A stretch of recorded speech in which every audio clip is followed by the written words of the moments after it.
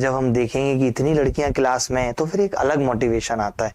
मुझे आज भी याद है, मैं केमिस्ट्री में बड़ा वीक था, तो मैंने ट्यूशन जब लगाया केमिस्ट्री का तो उसमें कई महिलाएं आती थी। एक खुशबू गर्ग थी, एक कल्पना सिंह थी।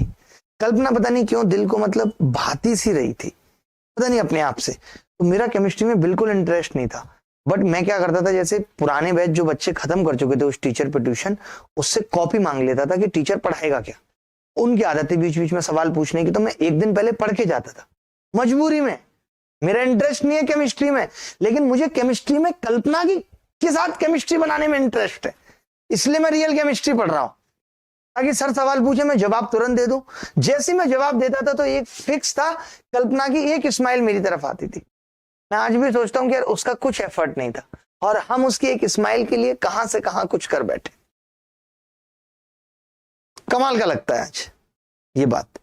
और पता नहीं हमारी गलतफहमी इतनी थी, जब हम फिजिक्स का ट्यूशन पढ़ने जाते थे तो हमें लगता था कि कल्पना हमें देखने आई थी और कई बार वो अपनी बालकनी में खड़ी रहती थी, हमें लगता था हमारे लिए खड़ी है।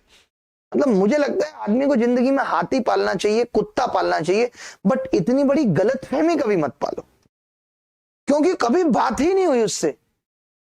हम चलो गवार थे, वो तो ऑलमोस्ट सिटी में रहती थी, मतलब टाउन में रहती थी। अगर उसको ऐसा कुछ लगा था हमारी तरफ से तो उसको कह देना चाहिए था कि यार तुम परेशान क्यों हो रहे हो, मैं तुम्हारे साथ हूं। इतना अगर उसने कह दिया होता। मुझे आज भी याद है 12th क्लास में एक श्वेता नाम की लड़की ने मेरे कंधे पे हाथ रख दिया था। 3 रात मैं सो नहीं पाया था ठीक से, 3 रात। उस जमाने के लोग हैं हम, इतना आसान नहीं था सब कुछ। जबकि उस टाइम तो अखबारों में भी खबरें नहीं छपा करती थी।